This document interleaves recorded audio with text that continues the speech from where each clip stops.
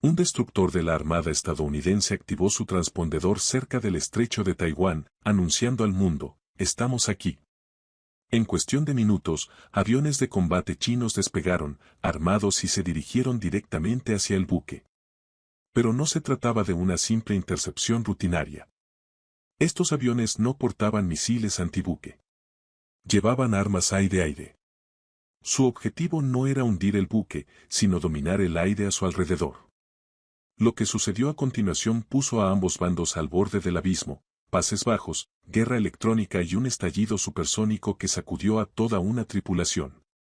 ¿Pero por qué este estrecho es tan sensible? Más del 40% del comercio marítimo mundial pasa por Taiwán. Para China, ese corredor no es solo agua, es soberanía y orgullo nacional. Para Estados Unidos, es libertad de navegación, un principio que no está dispuesto a ceder. Washington ha enviado barcos antes, pero nunca en una fecha tan simbólica como el Día de la Armada China. Para Pekín, esa coincidencia no era casualidad, era un mensaje directo, un desafío frente a millones de ojos. Entonces, ¿por qué China orquestó esta maniobra audaz y agresiva, y cómo respondió Estados Unidos? A las 6:47 de la mañana del 23 de abril de 2025, el USS William P. Lawrence entró en el estrecho de Taiwán con su transpondedor activado. Esa señal no era de seguridad. Era un mensaje, estamos aquí y no nos estamos infiltrando. En esta región, eso no es navegación. Eso es política. El USS William P. Lawrence no es un simple barco. Es un destructor clase Arleigh Burke, con más de 9.000 toneladas de acero, una tripulación de 300 marineros y un arsenal capaz de lanzar misiles Tomahawk a más de 1.600 kilómetros. Su corazón es el sistema Aegis, que conecta cada radar, cada sensor y cada arma en una sola red letal. Los cazas chinos tampoco eran improvisados. El movimiento de Estados Unidos fue parte de una operación de libertad de navegación, una táctica estadounidense para desafiar la reclamación de China sobre el estrecho. Pero esta vez, no se trataba solo de la ruta. Se trataba de la fecha. El 23 de abril es el Día de la Armada de China. Un símbolo nacional de fuerza para China. El momento parecía intencional. Un buque de guerra cerca de sus costas en una festividad patriótica con su presencia anunciada a viva voz. Eso no fue solo un paso de navegación. Fue un desafío. En cuestión de minutos, los J-16 chinos fueron desplegados desde una base a 85 kilómetros de distancia. El J-16, un biplaza de superioridad aérea, puede alcanzar Mach 2 y está equipado con radares de barrido electrónico activo capaces de rastrear decenas de objetivos a la vez. Su presencia no era defensiva. Era un recordatorio de que China puede mirar, acercarse y desafiar sin necesidad de disparar un solo misil. Desplegar los J-16 chinos no era una cuestión de defensa. Se trataba de orgullo. Y Pekín no iba a dejar que esa señal quedara sin respuesta. Un detalle destacó. Su carga útil. En lugar de misiles antibuque, los aviones estaban cargados con armas aire-aire. 4 PL-10 de corto alcance y 2 PL-15 de largo alcance. Esa elección lo decía todo. Esta no era una misión de ataque. Era una demostración de control. Al cargar misiles aire-aire, China indicó que esperaba o deseaba un encuentro con aeronaves estadounidenses, no una batalla naval.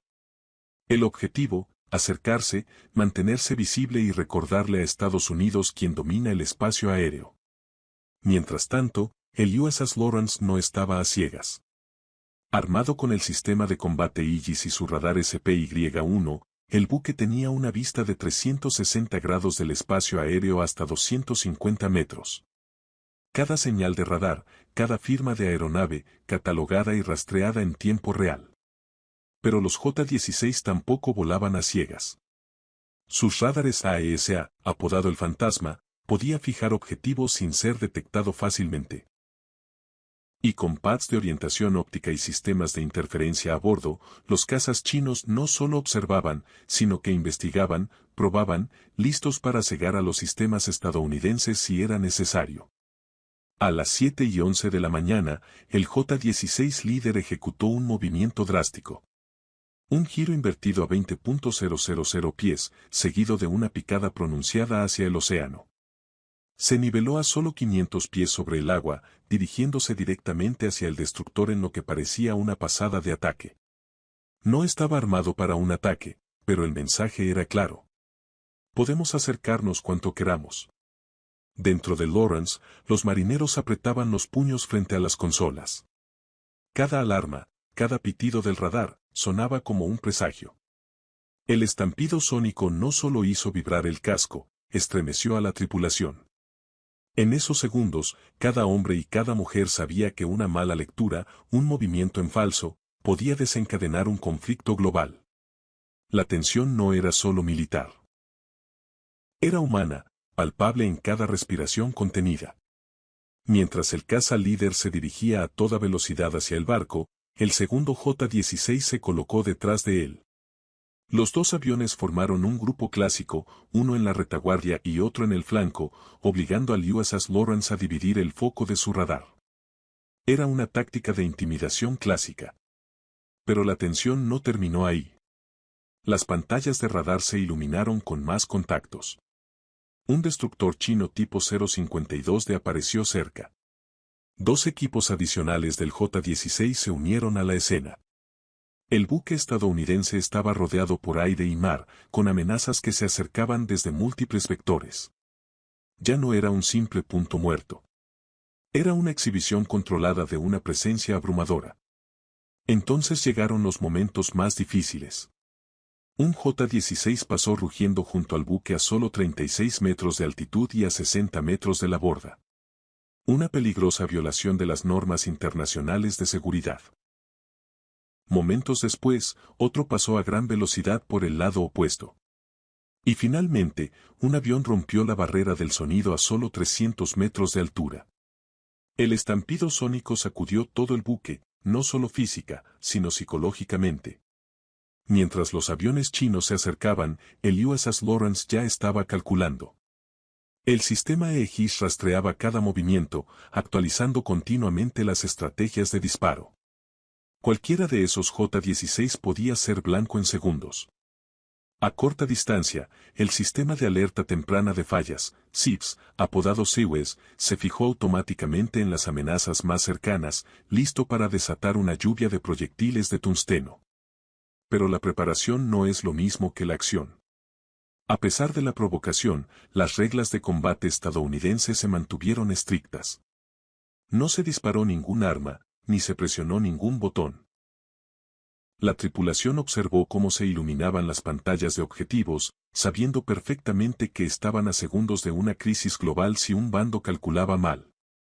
Esta era la línea, invisible pero mortalmente clara. Los cazas se acercó lo suficiente como para activar todas las alarmas, pero nunca pasó a atacar. Y el destructor, a pesar de su capacidad, contuvo el fuego. Ambos bandos se mantuvieron firmes, pero ninguno estaba dispuesto a ser el primero en iniciar algo que no podía controlar. El mensaje de China era contundente. Podríamos haberlos atacado. La respuesta estadounidense fue igual de clara y habríamos estado preparados. Esa moderación mutua ante la tensión abrumadora fue lo único que evitó que esto se convirtiera en una guerra. Tras un largo y silencioso enfrentamiento, los aviones chinos rompieron la formación y ascendieron bruscamente, desapareciendo entre las nubes. No se intercambiaron palabras, ni disparos, solo una salida silenciosa, tan repentina como su llegada. La amenaza había pasado, pero la tensión persistía. A nivel del mar, el destructor chino ajustó su rumbo. Ya no flanqueaba al Lawrence, sino que navegaba en paralelo, lo suficientemente cerca como para ser visto, lo suficientemente lejos como para evitar una colisión. El cambio fue simbólico. El mensaje se había transmitido. No había necesidad de escalar. Esto no era una retirada. Era un cierre. Una calculada demostración de poder, coreografiada para demostrar dominio sin desencadenar un conflicto. Todo el encuentro fue una advertencia, no una batalla. Y terminó exactamente como China pretendía, en sus términos. Su mensaje fue claro: controlamos este espacio. Podemos rodearlos. Podemos hacer tambalear su barco. Y la única razón por la que esto no derivó en una guerra es porque decidimos no apretar el gatillo. Incidentes como este rara vez aparecen en titulares, pero son estudiados al detalle en los cuarteles generales de ambos países. Analistas militares revisan cada giro, cada frecuencia de radar, preguntándose, ¿qué habría pasado si un piloto hubiera perdido el control? ¿Y si un misil se hubiera bloqueado por error en un blanco? Estos encuentros son ensayos de guerra en tiempo real, batallas psicológicas donde lo más peligroso no son las armas, sino los cálculos equivocados. El mundo estuvo a segundos de una crisis, y casi nadie lo supo. Y si quieren ver cómo Ucrania está paralizando silenciosamente la flota petrolera rusa sin disparar un solo misil, vean nuestro próximo video. Es una guerra en la sombra que no se suponía que debían ver.